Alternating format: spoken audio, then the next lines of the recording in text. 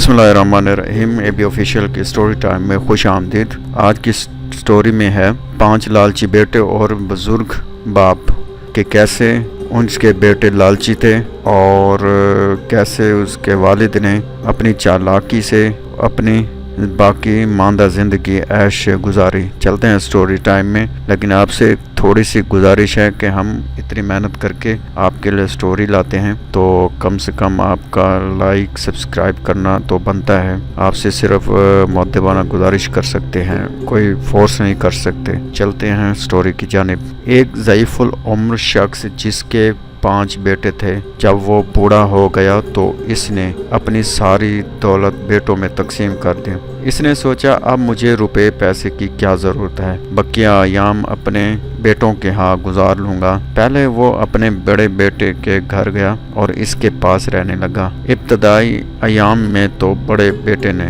इसकी बहुत खिदमत की और आओ बकत की और कहा आपका ख्याल रखना तो मेरा फ़र्ज़ है। मगर थोड़े दिनों में बाद वो अपने बाप से बेजार हो गया। अब वो इसका अदब भी ना करता था, बल्कि कभी कभी अपने वालिद को डांट लेता था। बूढ़े को ना वक्त पर खाना मिलता और ना कपड़ा। आखिर बूढ़ा भी अपने बड़े बेटे के सलूक से तंग आ गया और दूसरे बेटे के पास चला गया। वहाँ भी इब्तदाई अयाम अच्छे गुजरे, फिर मंझला बेटा भी बड़े की तरह बेजार हो गया। इसकी बीवी तो अपने ससुर के साथ बदज़बानी भी करती थी और कहती कि हम पहले ही मुश्किल से गुजर बसर कर रहे थे, अब तुमने भी आकर और भी परेशान कर दिया है। बेचारा बूढ़ा जल्द ही वहाँ से भी उकता गया। फिर मंझले बेटे के पास गया, मगर इसके सलूक से भी परेशान होकर सबसे छोटे और लाडले बेटे के पास जा पहुँचा और वहाँ भी तंग होकर निकला।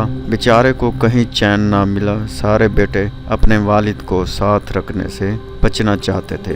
कोई कहता मेरे इतने बच्चे हैं, तुमको कैसे रख सकता हूँ। कोई कहता मेरे घर छोटा है, तो कोई कहता मैं खुद बहुत गरीब हूँ। वालिद 5 बेटों की खुशामद करता। इसने रो रो कर कहा कि मैं तुम्हारा बाप हूँ, मेरे बुढ़ापे और कमज़ोरी पर तरस खाओ। मगर कोई परवाह न करता। एक मर्तबा 5 बेटों इकट्ठे हुए और सब ने मिलकर फैसला कर लिया कि वालिद को किसी स्कूल भेज दिया जाए। वो रोज़ाना सुबह को चाय और शाम को आए, थोड़ी रोटी इसे दे दी जाए। वालिद ने सुना तो बड़ी आजिज़ी के साथ बेटों से कहने लगा, मुझे पढ़ना तो नहीं आता, मैं बूढ़ा हूँ, मेरी आंखें कमज़ोर हो गई हैं, मुझे अच्छी तरह दिखाई भी नहीं देता, अब मैं स्कूल जाकर क्या करूँगा। मुझे कहीं रहने की थोड़ी सी जगह और एक टुकड़ा रोटी दे दिया करो, मैं पड़ा रहूँगा। मगर जालिम बेटों ने वालिद की एक ना सुनी और गांव से दूर एक स्कूल में ज़बरदस्ती भेज दिया।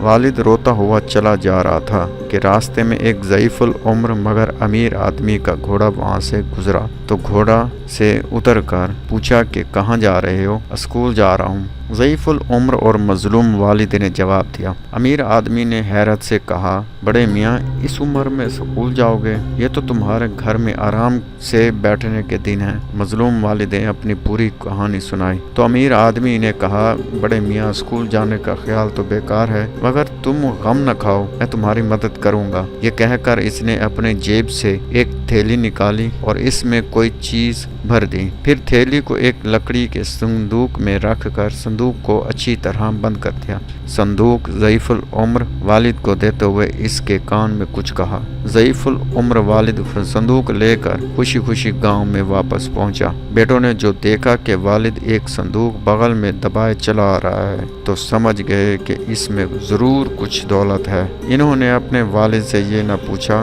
कि तुम स्कूल क्यों नहीं गए, बल्कि सब खातिर तवाज़े में लग गए। हर एक इसे अपने घर चलने को कहता। फिर इन्होंने वालिद को खूब खाना खिलाया। खाना पीने के बाद बूढ़े ने कहा, मेरे बच्चों, अपनी जवानी में मैंने कुछ दौलत जमा करके जंगल में दफन कर दी थी, मुझे इसका ख्याल भी नहीं रहा। आज जो इधर से गुजरा तो याद आया, ज़मीन खोद दी तो संदूक जूं का तूं था। अब ये मेरी ज़िंदगी तक यूं ही बंद रहेगा। मेरे मरने के बाद इसे खोलना और तुम में से जो मेरी ज़्यादा खिदमत करेगा और बुढ़ापे में आराम देगा, इस दौलत का ज़्यादा हिस्सा इसी को ही मिलेगा। ये सुनकर 5 बेटे आपस में लड़ गए और अब्बा को मैं अपने पास रखूँगा।